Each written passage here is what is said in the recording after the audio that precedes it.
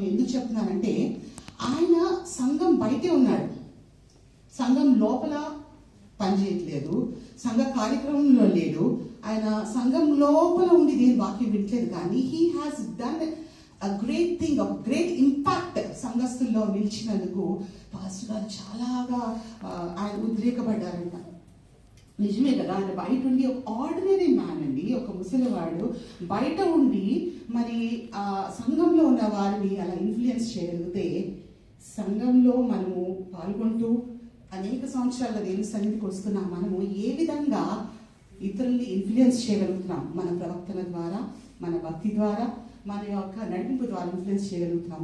ఏ స్టేజ్లో ఉండి మనం ఇన్ఫ్లుయెన్స్ చేయగలుగుతాము? So as a Christian we are great influences to the world. ప్రపంచానికి మనం చాలా గొప్ప ఇన్ఫ్లుయెన్షియల్ పర్సన్స్ అన్నమాట. We are not ordinary persons. నీవు నేను ఒక సామాన్యమైన వ్యక్తులం కాదండి. అయితే క్రైస్తవ జీవితంలో మనకు ఒక స్టేజెస్ ఆఫ్ లైఫ్ ఉంటుందంట. ఎలాగైతే మనిషి వ్యక్తి జీవితంలో స్టేజెస్ ఆఫ్ లైఫ్ ఉంటుంది, ఎలా? బాల్యం, యవ్వనం, తర్వాత మిడిల్ ఏజ్, వృద్ధాప్యం. అలాగే క్రైస్తవుల యొక్క జీవితంలో కూడా ఒక 4 స్టేజ్లు ఉంటాయంట. ఆ స్టేజెస్ ఆఫ్ క్రిస్టియన్ లైఫ్ ఈరోజు మీతో పంచుకోవడానికి నేను మీ ముందు నిలబడ్డానండి. మొట్టమొదటిగా చూసినట్లయితే క్రైస్తవ యొక్క లైఫ్ ఒక విశ్వాసిగా ప్రారంభించబడుతుందంట. ఎంతమంది పుట్టు క్రైస్తవులు ఉన్నారు ఇక్కడ? పర్లేదు చెప్పొచ్చు, నేను పుట్టుకతో క్రైస్తవుని, మా తల్లిదండ్రులు క్రైస్తవులు అని చెప్పొచ్చు. నేను వేరే ప్రశ్నలే వేయను. పుట్టు క్రైస్తవులు ఎంతమంది ఉన్నారు? సో మన విశ్వాసము ఎప్పుడు మొదలైందంటే మన ఇంట్లోనే. మన తల్లిదండ్రులే మన విశ్వాసంలోకి నడిపించారు. ఎందుకంటే ఒక క్రైస్తవ కుటుంబంలో పుట్టాం కాబట్టి, అమ్మా మనం పూజించేది యేసయ్య, మన భక్తి జీవితము యేసయ్యలో ఉండాలి, మనం యేసయ్యని ప్రార్థించాలి, దేవుని ప్రార్థించాలి అని మన కుటుంబంలో మన విశ్వాస జీవితం మనము ప్రారంభించాం. అది ఒక ఫస్ట్ స్టేజ్ ఆఫ్ లైఫ్ అంట. విశ్వసించటం. ఏ విధంగా మనం విశ్వసించాం? పుట్టు క్రైస్తవులు అయితే క్రైస్తవులుగా పుట్టినందుకు వాళ్ళు విశ్వసించారు. ఇక్కడ అనేక మంది నేను చూసాను, 10 మందే ఎత్తారండి పుట్టి క్రైస్తవులు. మిగతా వాళ్ళందరూ కూడా తర్వాతే విశ్వాసంలోకి వచ్చారు. వాళ్ళు ఒక అన్య కుటుంబంలో పుట్టొచ్చు, ఒకవేళ యేసు అంటే దేవుడని తెలియని కుటుంబంలో పుట్టొచ్చు, వాళ్ళు విశ్వాసంలోకి వచ్చి. మీరందరూ కూడా, మనందరం కూడా ఒక విశ్వాస జాబితాలో, ఒక విశ్వాసి అనే లెవెల్ 1 గేమ్స్ ఉంటాయి కదా. మనం చాలా మంది ఇక్కడ ఆడని వాళ్ళు ఎవరు లేరు అనుకుంటాను నేను. ఏమో స్త్రీలు ఎంతమంది ఏమో కానీ మా స్త్రీలు ఆడారండి. మీరు బ్రిక్స్ గేమో ఏదో ఒకటి ఆడతారు. మనకి ఆశ్చర్యకారాలు చేస్తాడు, మన శ్రమల్లోంచి విడుదల చేస్తాడంట అని ఆ విశ్వాసంతో ఎక్కడో వింటాం. విశ్వాసంలో కూడా కొంతమందికి చందంకి వచ్చే విశ్వాసం ఉంటారు, రాని విశ్వాసాలు కూడా ఉంటారు. మనం గమనించినట్లయితే ప్రేయర్ రిక్వెస్ట్ ఇస్తూ ఉంటారు. మా యజమాని అండి వాళ్ళ కొరకు ప్రార్థన చేయమని ప్రేయర్ రిక్వెస్ట్ ఇచ్చింది. వాళ్ళకి విశ్వాసం ఉందండి, దాని దేవుని సన్నిధికి వస్తున్నారా? రావట్లేదండి. వాళ్ళు కూడా విశ్వాసలే. నా కొలీగ్స్ ఉంటారు, వాళ్ళ పిల్లల నిమిత్తము, వాళ్ళ కుటుంబాల నిమిత్తము ప్రతిలో నేను ప్రేయర్ చేసినప్పుడు వెళ్ళా, మేరే లియే ప్రేయర్ రిక్వెస్ట్ అంటారు. వాళ్ళు నిజంగా విశ్వాసులు, వాళ్ళు నిజంగా విశ్వసిస్తున్నారు, కానీ దేవుని సన్నిధికి వచ్చే విశ్వాసులు కాదండి, వాళ్ళు కూడా విశ్వాసులే.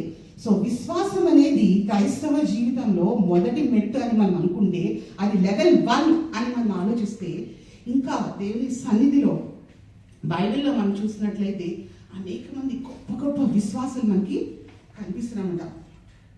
రోమిలకు రాసిన పత్రిక 4:3 అబ్రహాం గారి గురించి ఇలా రాయబడి ఉంటుందండి. అబ్రహాము దేవుని నమ్మెను, అది ఆయనకి నీతిగా ఎంచబడి. ఆయన జీవితం అంతా విశ్వాసంతోనే కొనసాగించాడండి. అన్య జనుల నుంచి దేవుని సన్నిధికి వెళ్తే నాకు ఉద్యోగం వస్తుంది, దేవుని సన్నిధికి వెళ్తే నాకు మంచి భార్య వస్తుంది, నాకు మంచి భర్త వస్తారు, లేదా దేవుని సన్నిధికి వెళ్తే నాకు దీవెనలు వస్తాయని మనము విశ్వసిస్తున్నామేమో. కానీ అబ్రహాం గారు విశ్వసించే సమయానికి ఆయనకి ఏ విధమైన బ్యాక్ గ్రౌండ్ ప్రూఫ్ లేదు.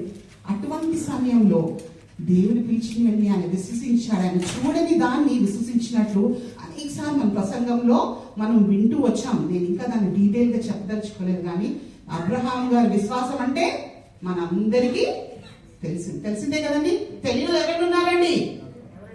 తెలియని ఎవరున్నారంటే మళ్ళీ ఆ స్టోరీలోకి వెళ్ళిపోతాను. మనందరికీ తెలుసు అబ్రహాం గారి విశ్వాసం గురించి. దానియేలు గారి విశ్వాసం అండి. ఎలాంటి విశ్వాసం అండి దానియేలు గారి విశ్వాసము? ఆయన విశ్వాసం నిలబెట్టుకునే time in a comfort zone. బందీగా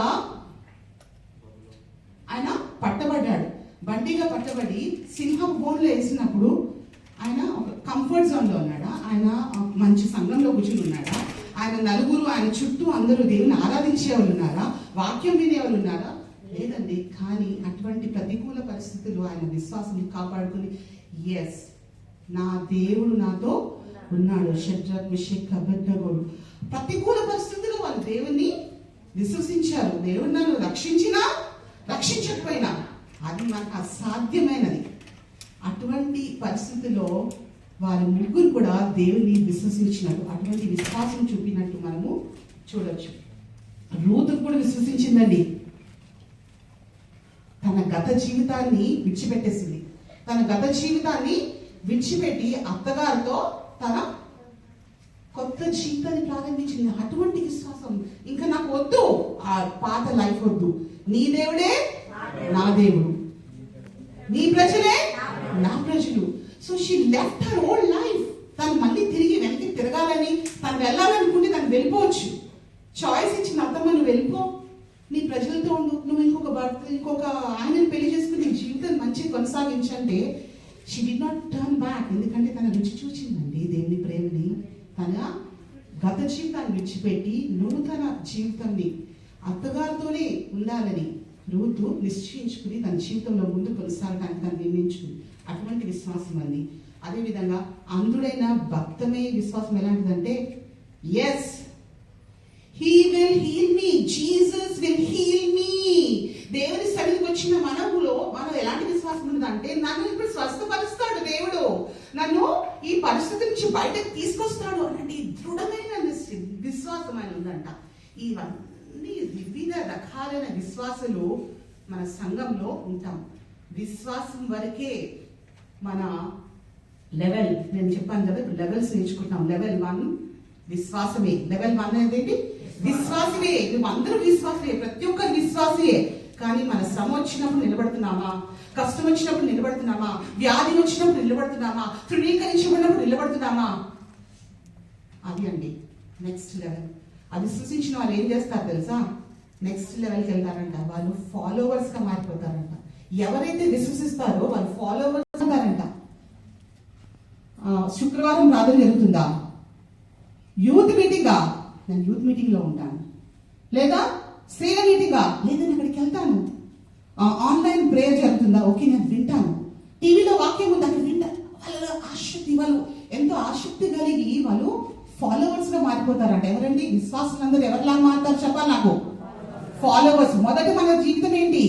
మనం ఒక విశ్వాసమే. మనం ఒక విశ్వాసమే. ఎప్పుడైతే నీ విశ్వాసం దృఢంగా ఉంటుందో మనం ఒక ఫాలోవర్స్ గా మారిపోతామంట.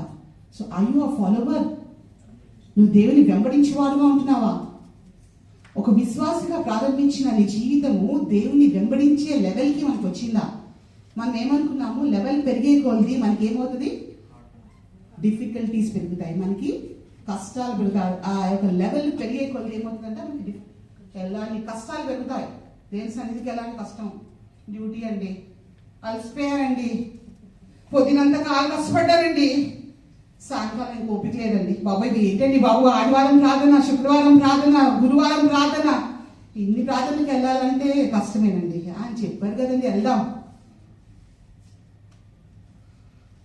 పిలుస్తున్నారు కదండి, ఏమనుకుంటారో వెళ్దాం. ఎస్, అటువంటి పరిస్థితుల్లో కూడా మనం ఫాలో చేస్తాం. సో ఫాలో చేసే దాంట్లో కూడా ఇంకా కొన్ని ఉంటాయి. వచ్చేవరకు ఫాలో చేస్తామండి. దేవుని సన్నిధికి ఎడతెగక వస్తాం. వన్స్ వచ్చిన తర్వాత మనం రావటానికి మనకి వంకలు వస్తూ ఉంటాయి. స్వస్థత పొందే వరకు దేవుని ఫాలో చేస్తాం. ఆ తర్వాత దేవుని సన్నిధిలో కనపడటానికి మనకి సమయం సరిపోతున్నా. దేవుడు అంటున్నాడు, నువ్వు విశ్వాసిగా ఉన్నావు, నన్ను వెంబడించావు. వెంబడించిన వారు ఉట్టి ఎలాంటి మనసుతో వెంబడిస్తున్నాడో దేవునికి తెలుసండి. అందుకే యేసయ్య అంటారు కదా, బహుజన సమూహం అంట ఆయనని చూస్తాం. ఆ వెంబడించిన వారందరూ కూడా ఎటువంటి హృదయాలతో, యేసుప్రభు వారు ఒక సమయంలో అంటారు, వీరందరూ ఎందుకు వస్తున్నారో నాకు తెలుసు. వీళ్ళ హృదయంలో ఏమున్నదో నాకు తెలుసు. కొంతమంది అట వాళ్ళ అవసరాలకు వస్తున్నారు, స్వస్థతలకు వస్తున్నారు, రొట్టె కొరకు వస్తున్నారు. అయితే అలాగా గాడ్ నోస్ అవర్ ఇంటెన్షన్స్ అండి. మనం అనుకుంటాము దేవుని దగ్గర నుంచి మనం దాచగలుగుతామేమో. ఒకవేళ నేను ప్రతి వారం వస్తున్నాను కాబట్టి నేను చాలా భక్తిపరురాలని, నేను చాలా భక్తుడిని, నేను ఎన్నో సంవత్సరాలుగా ఈ సంఘం ఎప్పుడు 40 సంవత్సరాలు 45 సంవత్సరాలు ఎన్ని సంవత్సరాలు అవుతుందండి? 45 సంవత్సరాల నుంచి నేను ఈ సంఘంకి వస్తున్నానండి. But are you really following Jesus? నువ్వు నిజంగా వెంబడిస్తున్నావా? ఎటువంటి హృదయంతో మనం వెంబడిస్తున్నామండి? మన హృదయాల్లో ఏ ఆలోచనతో మనం వెంబడిస్తున్నాం? ఈ సంఘంలో నేను దేవుడు మన హృదయాన్ని చూసే దేవుడుగా ఉంటున్నాడు. ఎందుకంటే ఆయన హృదయ అంతరంగంలో ఎరిగిన దేవుడు. మనం ఎవరికైనా దాచిపెట్టొచ్చేమో కానీ దేవుని దాచిపెట్టాం. తల్లట మొహం చూసి వెంటనే గుర్తుపడుతుందంట. ఏమ్మా అలా దిగులుగా ఉన్నావు? మా అమ్మ కాల్ చేసేదండి, వీడియో కాల్ చేస్తే, ఏంటి పాప చాలా డల్గా ఉన్నావు, బాలేదా అనేది. నిజంగానే బాగోదాం అంట రోజు. సో తల్లి గుర్తుపడుతుందని మన పరమ తండ్రి మన హృదయ అంతరంగంలో ఏం ఆలోచిస్తున్నామో he knows point to point, dot to dot. ఈ ఆలోచనలో ఏ విధంగా ఉండి నీ సన్నిధికి ఫాలో అవుతున్నావు? నువ్వు ఇక్కడ సన్నిధికి వచ్చినది ఎందుచేత వచ్చామో ఆయనకి తెలుసంట. 12 మంది శిష్యులు యేసయ్యని ఫాలో అయ్యారు, బహుజన సమూహంలో ఫాలో అయ్యారు. అదేవిధంగా అక్కడికి వచ్చిన ఆ యూదయ ప్రాంతంలో అందరూ ఫాలో అవుతే మరి యేసయ్య ఎందుకంటే ఆ 12 మందినే ఏర్పరచుకున్నారు. ఆ 12 మందిలో చూసింది ఏంటో తెలుసా? వాళ్ళకున్న పట్టుదల, వాళ్ళకున్న ఆసక్తి, వాళ్ళకున్న ఆతృత, వాళ్ళకున్న దృఢ నిశ్చయం. ఈయనే దేవుడు అని వాళ్ళు నమ్మారు. వాళ్ళు నమ్మి ఆయనతో వెంబడించడానికి వాళ్ళు ఇష్టపడ్డారు. మీరు ఆ విధంగానే నమ్మొస్తున్నారా? అందుకని మీరు దేవుని సన్నిధికి వస్తున్నారా అని ప్రశ్నిస్తున్నారు దేవుడు. విశ్వాసిగానే మనము క్రైస్తవ జీవితంలో మనం ప్రవేశించాము, మనం ఆయనని వెంబడిస్తూ ఉన్నాము. ఏర్పరచబడతారు కొంతమందే, సేవకులుగా ఏర్పరచబడతారు కొంతమందే, పరిచారకులుగా ఏర్పరచబడతారు కొంతమందే, స్త్రీల నాయకులుగా ఏర్పరచబడతారు కొంతమంది, యవనస్థ నాయకులుగా ఏర్పరచబడతారు కొంతమంది, ట్రాన్స్పోర్ట్ నడిపిస్తారు. ఎందుకండి?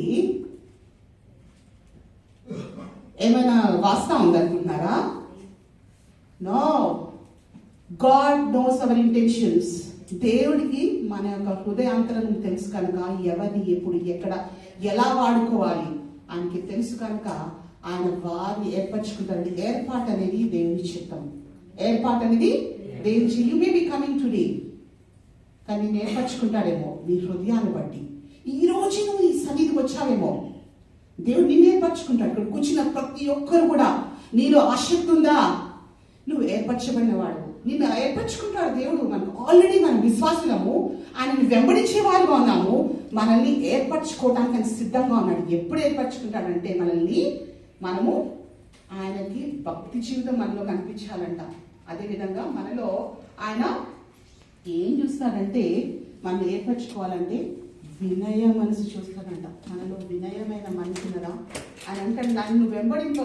లూకా సువార్త 9:23 గత వారాల్లో, ఈ నెలంతా అనుకుంటాను, గత వారాలంతట్లో శిష్యత్వం గురించి ఏ విధంగా ఆంధ్రయ పరిచయం చేశారో మనం విన్నాం. మన పరిశుద్ధరావు గారు చెప్పారు, జేమ్స్ గారు చెప్పారు, ఏ విధంగా ఏ దేవుని వెంబడించాలో మనం విన్నాం. ఆ యొక్క వాక్యాలు మన హృదయాల్లో నాటబడ్డాయా?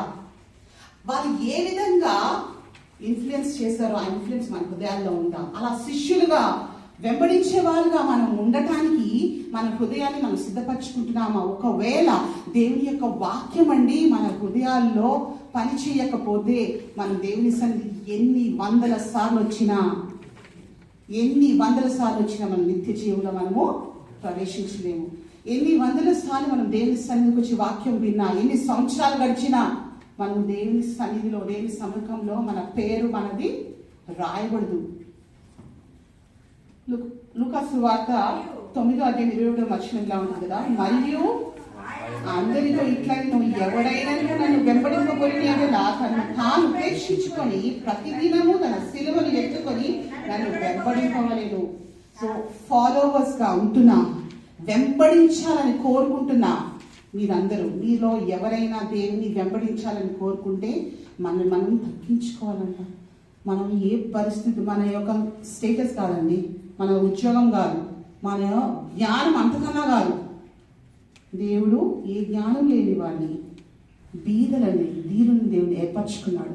కేవలం మన యొక్క హృదయ అంతరంగపు ఆలోచనలు బట్టి దేవుడు మనల్ని ఏర్పరచుకుంటాడని పరిశుద్ధాత్మ ఈరోజు జ్ఞాపకం చేస్తున్నారు. ఒకవేళ నువ్వు ఇప్పటి వరకు నువ్వు విశ్వాసిగా దేవుని సన్నిధిలో వస్తున్నావు, నీ లెవెల్ ఇంకా విశ్వాసంలోనే ఉండిపోయిందా? నువ్వు ఫాలోవర్గా మారావా? ప్రతి ఆరాధనకి ఆరాధనకి ఇష్టపడుతున్నావా? నిన్ను దేవుడు శిష్యుడిగా ఎంచుకున్నాడా? Do you trust that? నువ్వు ప్రశ్నించుకో, దేవుడు నన్ను శిష్యుడిగా ఎంచుకున్నాడా? నేను ఇప్పుడు శిష్యుడినేనా దేవునికి? నేను శిష్యురాలుగా ఉంటున్నానా? శిష్యురాలుగా ఉండాలంటే ఆయన ఏది చెప్తే అది వినాలి.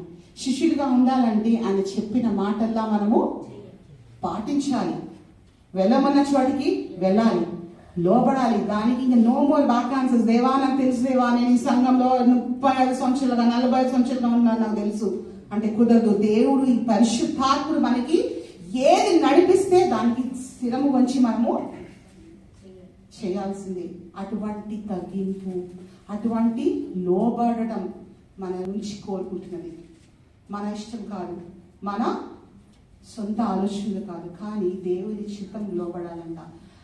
ఆయన శిష్యులుగా ఉండాలి, ఆయన పిలుపుని వినాలి, మనం గ్రహించాలి. ఎప్పుడైతే మనకు పిలుపు వస్తుందో మనం వెనదీయకూడదు. ఇంకా తర్వాత చూద్దాం, ఇంకా కొంచెం సమయం ఉంది, ఇంకొన్ని రోజులైన కదా, వాయిదాలు వేయొద్దు. ఆయన పిలుపుని గ్రహించండి. ఆయన మిమ్మల్ని పిలుస్తున్నప్పుడు ఆ సమయంలోనే ఒకవేళ దాటిపోతే మళ్ళీ ఆ సమయం మనకి తిరిగి రాదు. ఆయన మిమ్మల్ని నమ్మి నీకు ఒకవేళ శిష్యత్వము దయచేస్తే శ్రమలైనా వస్తాయి. ఎందుకంటే మనం లెవెల్ 3 వచ్చేసామండి. ఏ లెవెల్కి వచ్చాం? Level 3. It's not an easy thing. శిష్యుడిగా ఉన్నప్పుడు అనేకమైన శ్రమలు వస్తాయి, ఇబ్బందులు వస్తాయి, ఇరుకులు వస్తాయి, అవమానాలు వస్తాయి, నిలబడలేము. అనేక సార్లు మనం అనుకున్నట్టు చేయలేము. ఎందుకంటే తగ్గించుకోవాలి, అవమానపడాలి. నలుగురు 4 రకాలుగా మాటలు అంటారు, కానీ యథార్థ హృదయంతో మనం ఎప్పుడైతే ఉంటామో అప్పుడు శిష్యులుగా దేవుడు మనకి శక్తిని కలగజేస్తాడండి. మనము అనుకుంటాం దేవుడు మనం విడిచిపెట్టేస్తాడేమో, కానీ ఎప్పుడైతే శిరం గురించి నా హోల్ హార్టెడ్, నా హృదయపూర్వకంగా నేను దేవునికి శిష్యత్వం చేయాలని మనం దేవుని సమర్పించుకున్నాము, దేవుడట నా దేవా నన్ను శిష్యుగా వాడుకోండి అని మన హృదయపూర్వకం, మన హృదయ అంతరంగం నుంచి మనకు డెడికేషన్ కావాలంట. మరి మీలో కోరిక ఉందా? ప్రతి ఒక్కరికి అవకాశం ఇస్తారు. And this is open for everyone. నిన్ను నన్ను కాదండి, ప్రతి ఒక్కరికి అవకాశం ఉంది శిష్యులుగా అవటానికి. నీలో ఉంది అది, నాలో ఉందని. ఇఫ్ ఎట్ ఆల్ నాకు దేవా నన్ను వాడుకోండి దేవా, నేను నమ్ముతా, నేను ఏం చెప్తా చేస్తాను దేవా, కానీ ఇందులో కాదు దేవా అంటే పక్కకు ఏం చేస్తాడు దేవుడు. కానీ ఇది వదిలేం చేసేయా అంటే పక్కన పెట్టేస్తాడు. ప్రతి విషయంలోని మనం దేవునికి స్థిరం వంచి ఎప్పుడైతే ముందు కొనసాగడానికి మనం ప్రయత్నిస్తామో దేవుడు తన శిష్యురాలిగా మనం వాడుకోవడానికి దేవుడు సిద్ధంగా ఉన్నాడండి. So do you really want to change? మీరు మార్పు చెందాలని కోరుకుంటున్నారా? మీ లెవెల్ పెంచుకోవాలని మీరు కోరుకుంటున్నారా లేదా? ఎంతమందికి ఆసక్తి ఉందండి? ఉన్నదా? గ్రహించుకోండి. మీ హృదయంతో మీరే మాట్లాడుకోండి. దేవా నేను ఒక విశ్వాసిగా ఉండిపోవద్దు, నేను ఒక ఫాలోవర్గా మాత్రమే నేను ఉండిపోద్దేసయ్యా, నేను నీ శిష్యుడిగా నీ సంఘంలో నేను వాడబడాలి అని మీరు అనుకుంటూ మీరు ప్రార్థించుకుంటూ ఉండండి. మీకు సిద్ధమైన మనసు కావాలంట, వినయమైన మనసు కావాలంట.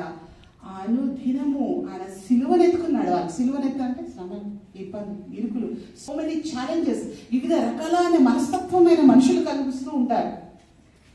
వాళ్ళందరితో మనము ఎలాగ దేవుని వాక్యం ప్రచురించాలి, ఎలాగ కలుపుకోవాలి, ఎలాగ దేవుని సన్నిధికి తీసుకురావాలి, ఎలాగ ఇన్ఫ్లుయెన్స్ చేయగలగాలి. ఆ బయట ఉన్న వ్యక్తి తన ఒక సింపుల్ వర్డ్స్ అండి, గాడ్ బ్లెస్ యూ, ఈ వారమంతా నీకు దీవెన కలుగును కాక, చిన్న మాటతో ఆయన ఎంతో మందిని దేవుని యొక్క ప్రేమను చూపించారంట. ఆయన గుణాభిషేములను మనం చూపించడానికి మనము ఏర్పరచబడిన సమూహముగా మనం ఉన్నాం. We are not ordinary people. గృహ నిర్వాహకత్వం కొనసాగించేవారు. ఎప్పుడైతే మనము శిష్యరికం చేస్తామో, శిష్యరికం చేసిన వారికి దేవుడు గృహ నిర్వాహకం ఇస్తాడట. కొనసాగింపు చేస్తారు అంతవరకు. మనకు శ్రమంలోనే, ఇబ్బందుల్లోనే వాళ్ళు ఏం చేస్తారంటే వాళ్ళు అంతవరకు నిలబడతారంట. వాళ్ళ ప్రాణం పోయేంత వరకు కూడా దేవుని యొక్క పరిచర్యలోను, దేవుని యొక్క సేవలోను, విశ్వాసంలోనూ నిలబడతారంట.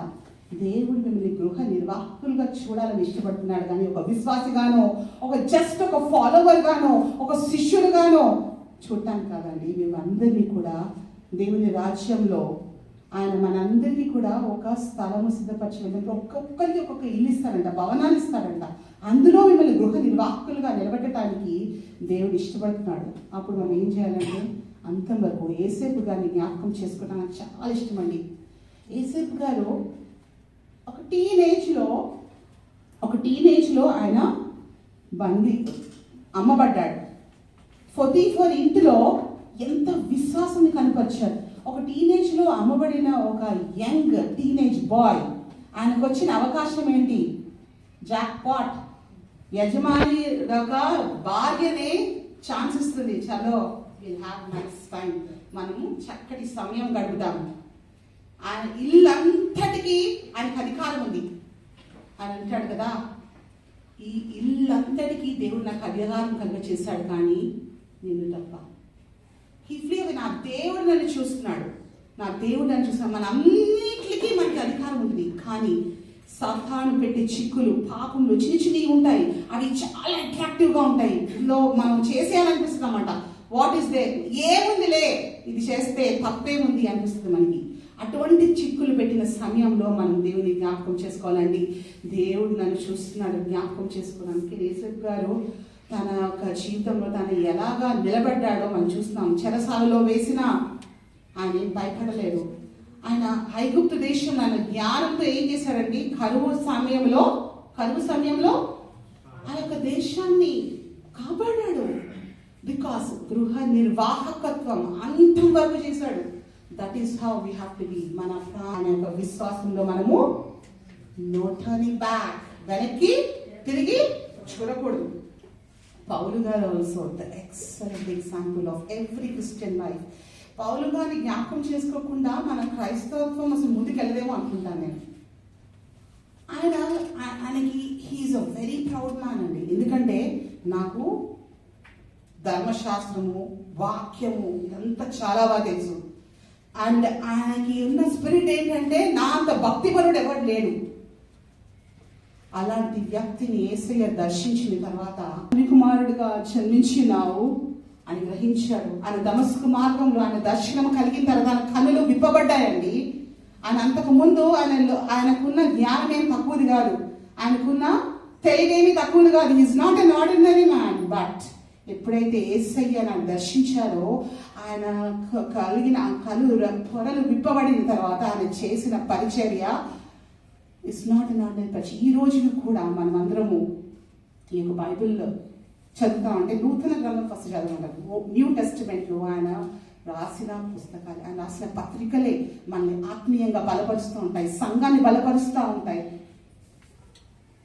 ఎన్నో ఆటంకాలు ఎదుర్కొన్నాడు, జైల్లో వేశారు, అయినా ఆయన విశ్వాసం ఆయన ఎక్కడా విడిచిపెట్టలేదు. నేను ఏ విధంగా అయితే పరుగు మొదలు పెట్టాను, భక్తులుగా ఉండటానికి మనం ఇష్టపడుతున్నామా? క్రైస్తవులుగా ఉంటున్నా మనం అందరము ఒక విశ్వాసిగానే ఒకవేళ ఉండిపోతే మనం నిత్య రాజ్యానికి చేరలేము. ఒకవేళ ఒక ఫాలోవర్గా వెంబడిస్తూ వెళ్ళిన అప్పటికీ మనకి సరిపోదండి.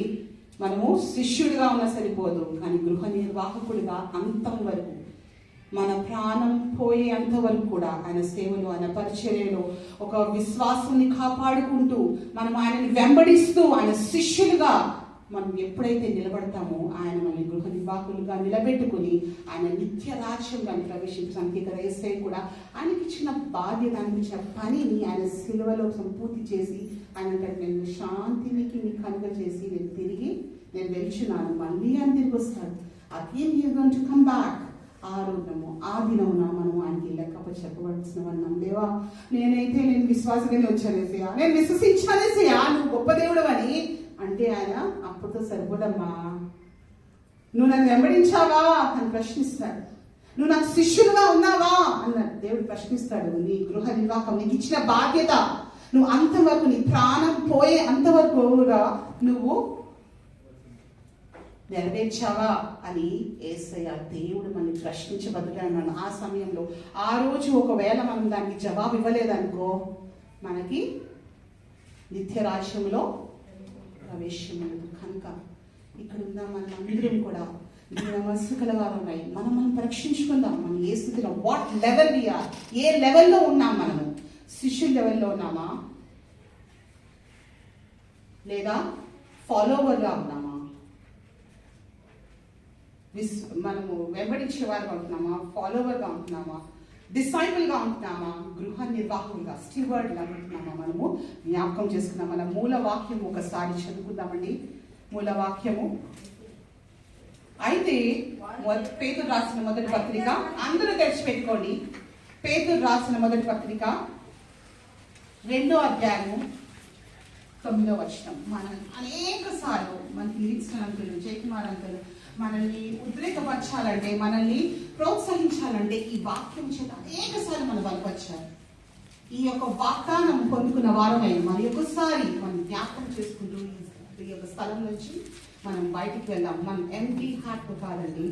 ఈ రోజు మనం ఒక నిర్ణయం చేసుకోవాలి. దేవా, ఈ లెవెల్ నుంచి నేను నెక్స్ట్ లెవెల్కి వెళ్ళాలి. ఏ విధంగా అయితే నీ లైఫ్లో ప్రతి లెవెల్ బై లెవెల్ నువ్వు పైకి వెళ్ళడానికి నువ్వు ఇష్టపడుతున్నావో, క్రిస్టియన్ లైఫ్లో కూడా మన యొక్క స్టేజెస్ పెరగాలి. ఇక్కడ ఉంటుంది కదా, అయితే మీరు చీకటిలో నుండి మనము దేవుడిగా అంటే మనం విశ్వాసులుగా అన్నమాట. అందుకే కదా చీకటిలో ఉన్న వారందరూ, మనందరినీ కూడా దేవుడి విశ్వాసంలోకి దేవుడు నడిపించాడు. ఆ తదుపరి ఏంటంటేనంట, ఆయన తన వెలుగులోనికి నడిపించాడంట. వెలుగులోకి మిమ్మల్ని పిలిచిన, we are following his light now. ఆయన వెలుగే ఉన్నాడు కనుక ఆయన వెలుగుని మనం అందరము ఫాలో చేస్తున్నాం. అదేవిధంగా ఆయన మనం అందరం ఎవరమండి? ఏర్పరచబడిన వంశము. He has chosen you like ఆయన ఏర్పరచబడిన వంశముగా నేను ఏర్పరచుకున్నాడు. We are his disciples, we are not ordinary. ఆయనని వెంబడించే శిష్యులు మనము. రాజులైన యాజక సమూహం. ఎవరు వాళ్ళని రాజులు అనలేదండి. పేరుకి రాజు ఉండొచ్చేమో కానీ నిజంగా రాజులావు కానీ దేవుడు నాకు వాగ్దానం దయచేస్తున్నాడు. మీరు రాజులైన యాజక సమూహం అంట, పరిశుద్ధ జనాంగం అంట. మనం పరిశుద్ధులు అని ఎవరు చెప్పరు. ఎందుకంటే ఈ వాల్ చూపించి ఇక్కడ ఏమైనా ఎలా ఉందండి వాల్ అంటే, దాంట్లోనే అక్కడ ఒక మచ్చ ఉందండి, ఇక్కడ ఒక గీత ఉందండి, అక్కడ బేక్ ఉందండి అని చెప్తాం. మనలో ఎవరు పరిశుద్ధత చూడలేరు. కానీ దేవుడు మనం ఉన్న పాటన నీ పాపమైనవి, మనం ఎటువంటి పరిస్థితి అనేది, ఎటువంటి భయంకరమైన పాపంలో జీవించినప్పటికీ ఆయన మన పాపములు క్షమించి మనల్ని పరిశుద్ధ జనముగా తీర్చిదిద్దటానికే ఆయన సిలువలో రక్తం కార్చాడండి. ఆయన రక్తంతో మనం కడగటానికి ఆయన ఈ సమయంలో సిద్ధంగా ఉన్నాడు. మన సిద్ధపాటైన మనసు ఆయనకి కావాలి. మన యొక్క రెడీనెస్ ఆయనకి కావాలి. దేవుని సొత్తైన జనం అంట. ఆయన సొత్తు, వీఆర్ హిస్ సొత్తు అంటే ఇంకా ప్రాపర్టీ, వీఆర్ హిస్ ప్రాపర్టీ. నీవు నేను ఆయన ప్రాపర్టీ అంటండి. మనకి ఏదైనా ఆస్తుందో తెలియదు కానీ మనం అందరం ఎవరు ఆస్తాము? ఇక్కడున్న ప్రాపర్టీ ఏదన్నా ఏ షేక్ గారు అనుకో, ఆ ప్లేస్కి ఒక స్పెషల్ వాల్యూ ఉంటుంది కదండి. ఆ సీ సైడ్ వెళ్తా ఉంటే ఇది షేక్ ప్లేస్ అంటండి అని చెప్పుకుంటాం. కొన్నిసార్లు కొన్ని హోటల్స్ ఉంటాయి, ఇది షేక్ అని చెప్పుకుంటాం. ఒక షేకున్న ప్రాపర్టీకే అంత వాల్యూ ఉంటే, దేవాది దేవుడు సజీవుడైన దేవుని యొక్క సొత్తు నీవు నేను. హౌ వాల్యుబుల్ నీవు నేను దేవుని దృష్టికి ఎంత వాల్యుబుల్లో మనం గ్రహించాలి. పరిశుద్ధాత్మ మాట్లాడుతున్నాడు. మనము ఎటువంటి లెవెల్లో ఉన్నాము? విశ్వాసిగా ఉన్నామా? వెంబడించేవారుగా ఉన్నామా? శిష్యులుగా ఉంటున్నామా? గృహ నిర్వాహకులుగా మన జీవితాన్ని ఊహించడానికి, అంతం వరకు ఆయన కొరకు నిలబడటానికి సిద్ధమైన మనసు మనలో ఉన్నదా అని మనము గ్రహిస్తూ ప్రార్థిద్దాం. అందరం నిష్ఠకి పడదామా? ఒక్క నిమిషము మీరు దేవుని సముఖంలో, దేవా where is my level lord, నాకు మరుగుపరిచయం చేసయ్యా. ఎందుకంటే పరిశుద్ధాత్ముడు ఒకవేళ మనలో గ్రహింపు తేనట్లయితే మనకి ఆ గ్రహింపు రాదండి. అందుచేత మీరందరూ కూడా మీ స్వరములెత్తి దేవా నాతో మాట్లాడండి. నేను ఏ లెవెల్లో ఉన్నాను యేసయ్యా? నేను విశ్వాసిగా ఉన్నానా? నేను వెంబడించేవారుగా ఉన్నానా? నేను ఒక శిష్యుడిగా ఉంటున్నానా? లేదా నేను గృహ నిర్వాహకత్వం వరకు నేను చేరిపోయానని నీకు నమ్మకం ఉంటే దేవుని స్తుతించండి, కనపరచండి. సేవించేదా యేసు రాజా, నిన్నే సేవించేదా, సేవించేదా యేసు రాజా, నిన్నే సేవించేదా,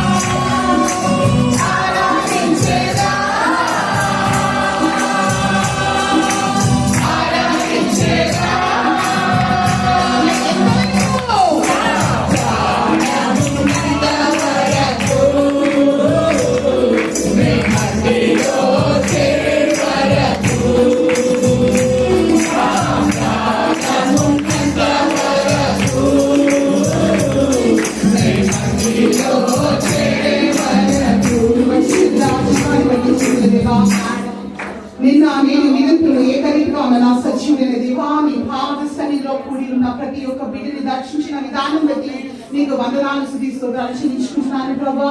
మా క్రైస్తవ జీవితంలో ప్రభా మేము ఒక విశ్వాసిగా మీరు వెంబడించేవారుగా, నీ శిష్యుగా, నీ గృహ నిర్వాహకత్వము ప్రభా, నా ప్రాణమున్నంత వరకు ప్రభా మేము కొనసాగల పరిశుద్ధాత్మ శక్తిని ప్రభా మెండుగా ఇక్కడ ఉన్న ప్రతి బిడ్డ పైన కుమ్మరిస్తున్నందుకు నీకు వందనాలు తెలియజేసుకుంటూ ఈ కొద్ది విన్నపములు నజరేయుడైన యేసుక్రీస్తు నామమున వేడుకుంటున్నాను తండ్రి. ఆమేన్. హల్లెలూయా.